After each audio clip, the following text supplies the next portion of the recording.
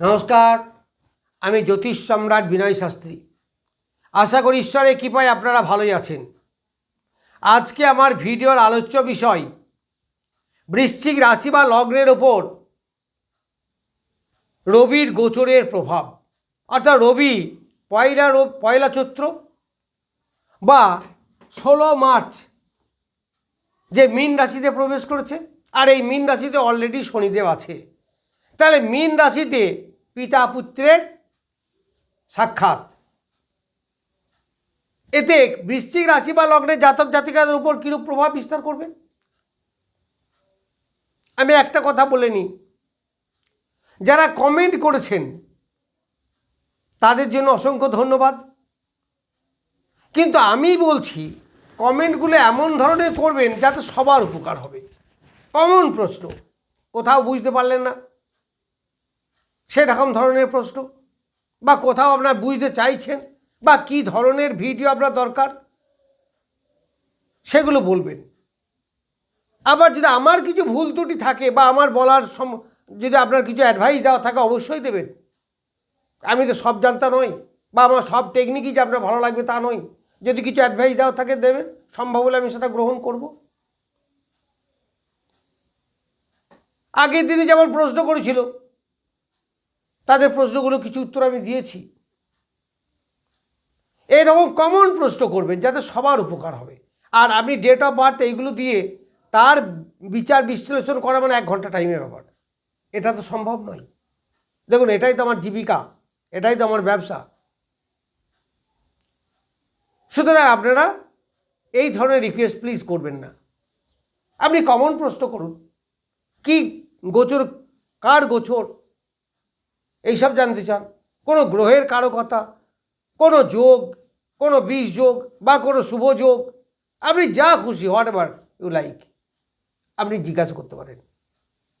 কিন্তু particular date of birth দিয়ে ছক বিচার করে সময় কেমন যাবে, সরকারি চাকরি পাবেন কি না, এটা বলা মানে তো গোটা ছক বিচার করা হয়ে গেল। সে তো অনেক সময়ের ব্যাপার। যাই হোক, আমি আমার ভিডিওর আলোচ্য বিষয়ে আসি।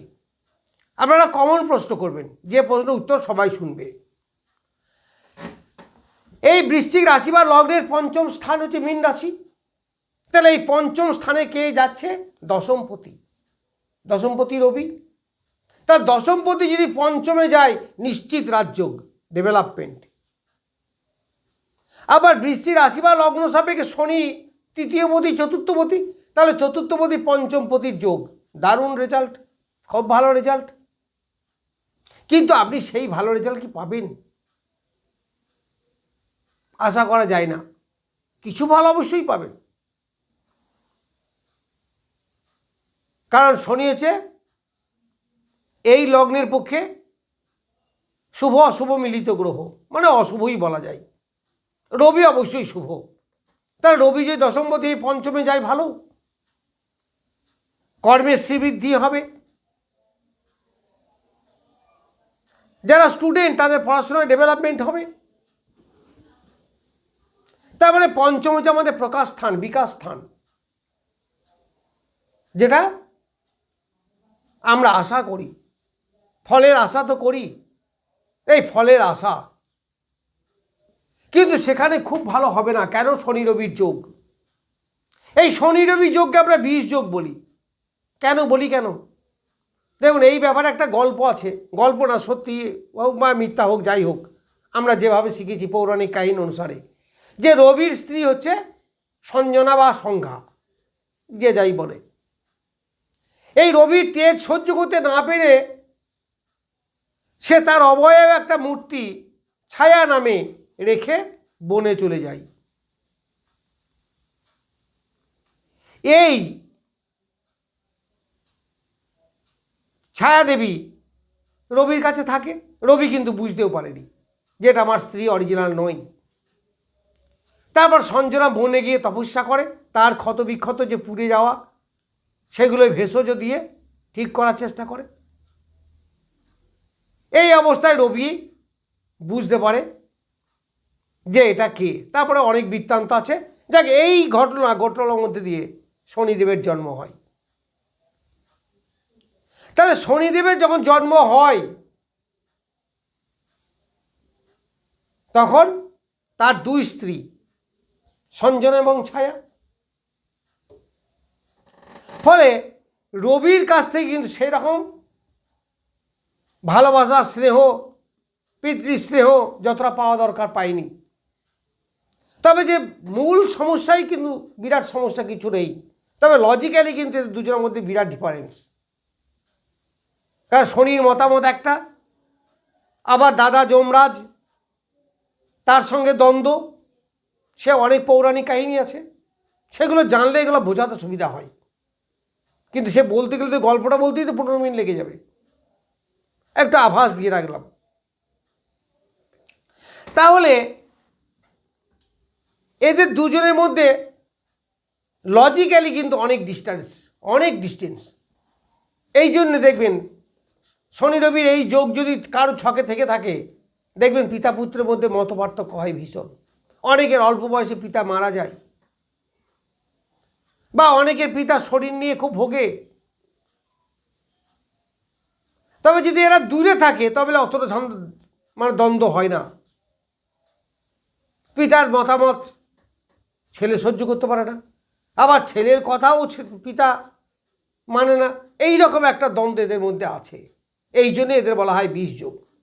আবার আমাদের গ্রহ হিসাবে যদি আমরা ধরি, তাহলে রবি হচ্ছে দ্রুতগামী গ্রহ, একটা ঘরে 1 মাস থাকে। শনি হচ্ছে স্লথ গ্রহ, একটা ঘরে 2.5 বছর থাকে, 2.25 বছর।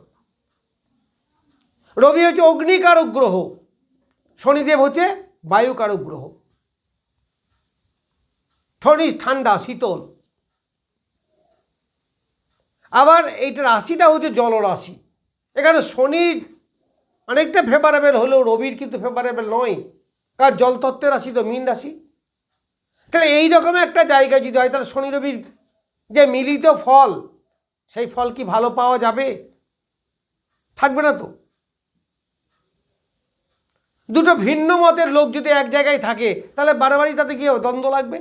ভিন্ন মতের কিন্তু স্নেহের দিক থেকে পিতা পুত্রের মধ্যে সেরকম সমস্যা যে খুব আছে তা নয়। তবে এই যোগ থাকলে দেখবেন পিতা পুত্রের মধ্যে খুব একটা স্নেহ ভালোবাসা থাকে না, কারণ রবির স্নেহ শেষ পায়নি তো ঠিক করে। রবি তো যমরাজকে বেশি ভালোবাসত, সেই জন্য সে চোটে লাল। তাহলে পিতা পুত্রের সম্পর্ক যে খুব ভালো তা নয়, কিন্তু লজিক্যালি দারুণ ডিফারেন্স। তাহলে এখান থেকে ভালো ফল আশা করা যায় না। তাহলে রবি দশমপতি, কর্মের সমস্যা, কর্ম নিয়ে দ্বন্দ্ব, কর্মে বাধা বিপত্তি হওয়া, এই সময় কোনো চাকরিতে ঝামেলা ঝঞ্ঝার সৃষ্টি হওয়া, বসের সঙ্গে অশান্তির সৃষ্টি হওয়া, এইগুলো কিন্তু এই সময় হবে। কারণ রবি বস, রবি দশমপতি, কর্মপতি, ফলে কর্মের উন্নতি এই সময় দেখা যায় না। আবার অনেকের ডিমোশনও হয়ে যেতে পারে, অনেক দূরে ট্রান্সফার হয়ে যেতে পারে, যে কোনো মুহূর্তে ট্রান্সফার হয়ে যেতে পারে। এই গোটা চৈত্র মাস কতদিন থাকবে? এরা থাকবে আগামী 30শে চৈত্র পর্যন্ত, কিংবা 14 এপ্রিল পর্যন্ত। তাহলে এই সময় পর্যন্ত আপনারা পিতা পুত্রের মধ্যে যে কোনো রকম ট্যাসেল যাতে না হয় সতর্ক থাকবেন। এইবার তৃতীয়পতি এবং চতুর্থপতি, তার তৃতীয় থেকে আমাদের এনার্জির বিচার হয়, তৃতীয় থেকে আমাদের শখ আহ্লাদ, তৃতীয় থেকে আমাদের হাতের বিচার, মানে কি বলবো, হাতে প্রোডাক্টিভ যেগুলো ব্যবসা সেগুলো করা হয়। যারা খেলাধুলো করেন তাদের কিন্তু পায়ে লাগতে পারে, হাড়ে আঘাত লাগতে পারে, যে কোনো কারণে অপারেশন হতে পারে, গ্যাস অম্বল এইগুলো আপনাদের এই সময় বৃদ্ধি পাবে। সন্তানের সঙ্গে মতভেদ হওয়া, এমনকি পৃথক হয়ে যাওয়া, এইগুলো কিন্তু এই সময় দেখা যাবে। ফলে পিতা পুত্রের মধ্যে যেন দু কথা না হয়, বা হওয়ার সিচুয়েশন তৈরি হলে একজন থেমে যাবেন, এটাই তো জ্যোতিষের অ্যাডভাইস। তাতে আপনার ক্ষতি হবে না।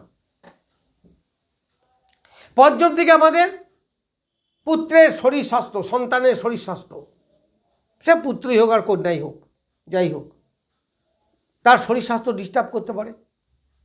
ডিস্টার্ব হলে আপনারা তাড়াতাড়ি সতর্ক হবেন। আবার যাদের প্রেম প্রীতির ব্যাপারে অনেক সমস্যা আসতে পারে, অনেক ব্রেকআপ হয়ে যাবে এই সময়, এই ব্যাপারে যথেষ্ট সতর্ক হবেন। মাতৃদেবীর শরীর স্বাস্থ্য নিয়ে সতর্ক হবেন। মন মেজাজ এই সময় খুব একটা ভালো থাকবে না, বাধা বিপত্তি এইগুলো আসবে, মনের মধ্যে শান্তি কম আসবে, সংসারের মধ্যে দ্বন্দ্ব ঝামেলা ঝঞ্ঝাট এইগুলো দেখা দেবে। এমনকি আপনার নিজের শরীরও মাঝে মাঝে খারাপ করতে পারে। এইসব জায়গাগুলো থেকে সতর্ক থাকবেন।